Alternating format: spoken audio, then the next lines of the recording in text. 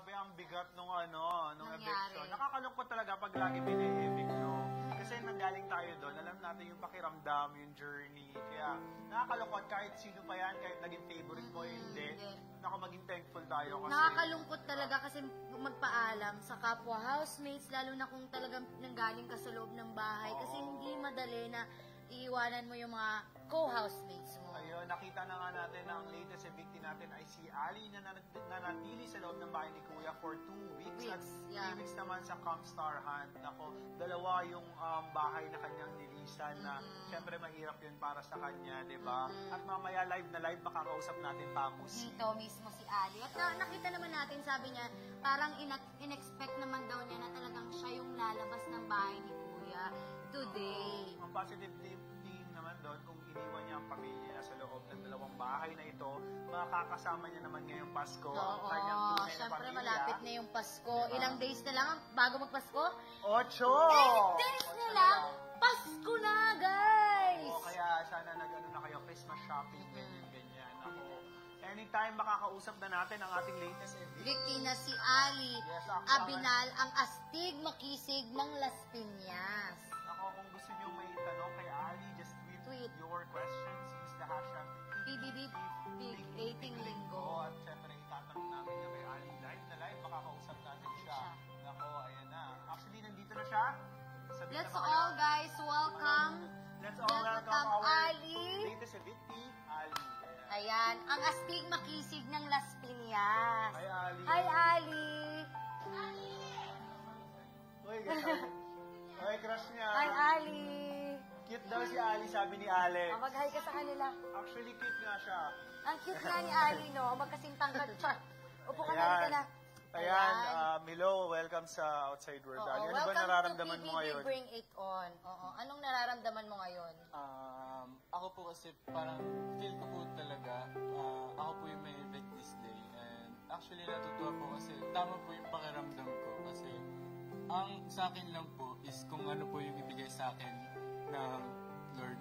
Kung ano lang po yung ibigay niya sa akin, okay na po ako dun. And sobrang saya po kasi hindi ko po talaga ina-expect na makapasok po ako. Di ba nga dalawang bahay ang pinanggalingan mo? Galing ka sa Oo. Comstar Hunt at galing ka sa PBB. Ano bang hindi mo makakalimutan na experience sa loob ng bahay, ng mga bahay na yon? Ang hindi ko po talaga makakalimutan na experience po sa dalawang bahay na yun is talaga po yung pagtitiwala and yung love at affection po. Oo, talagang actually napanood natin kung paano siya na-attach sa mga kaibigan niya, lalo na dito sa Comstar Hunt nga, di ba? Okay. Ano naman yung regrets mo na hindi nagawa at nagawa mo sa loob ng bahay? Na sana hindi ko to ginawa. Ang regrets ko po, actually napakadami po, pero magbibigay po ako ng main. Ito po talaga is yung pakikipagsagutan po sa mga tao and hindi ko po talaga nagustuhan yun. Kanino ka ba nakipagsagutan? Kanino? Like, this week lang po yung kila Ate Jala and Ate Karina po. Ayan. Okay. Pero kanina narinig natin, sinabi mo na si Linga ang pinaka nagpapakatotoo sa loob ng bahay ni Kuya. Sino naman ang hindi pinaka nagpapakatotoo ang hindi. sa loob ng bahay? Para sa'yo lang naman to eh. Actually, hindi ko po mag-guess kasi nakikita ko po sa kanilang lahat na talagang pinapakita po nila yung mga ugali nila. Actually, even you, di ba? Talagang nakita natin na nagpakatotoo din tong si Ali sa loob ng bahay. Sino naman ang pinaka mamimiss mo sa Comstar Hut at sa Pinoy Big Brother House? Ang pinakamamimiss ko po sa camp is talaga po si Sansan. And ang pinakamamimiss ko po sa PBB House ay si Reese po. Si Reese, oo. Nakita nga natin na very close nga siya kay Reese. Actually, gusto ko rin makilala yan si Sansan. So, ano naman ang magiging mga aral na nakuha mo? Oo, natutunan mo sa loob ng bahay ni Kuya na madadala mo dito sa labas ng bahay. Yung aral po na natutunan ko at madadala ko po hanggang labas ng bahay is talaga po yung mga given advices po ni Kuya Edward na kailangan po sa mga taong nakikilala mo, hindi mo dapat po talaga ginajudge. Para po sa akin, dapat mas kilalanin po sila. Okay. Oo, Ano ayun. naman ang message mo sa housemates natin at sa mga star dreamer? Masasabi ko lang po sa mga Housemates muna.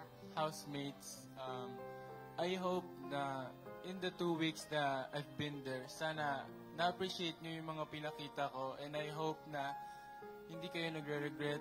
Sana masaya lang kayo dyan, and I know naman na hindi kayo magiging malungkot. Maybe sometimes, pero I love you po.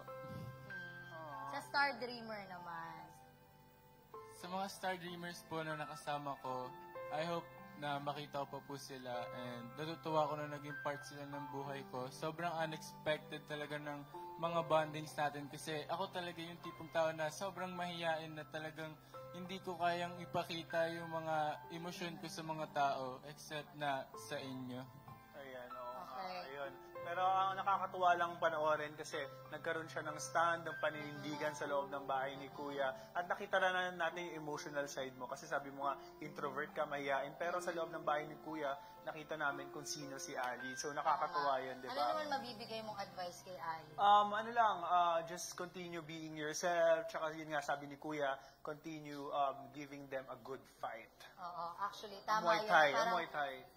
parang maniwala ka lagi sa kung anong desisyon mo.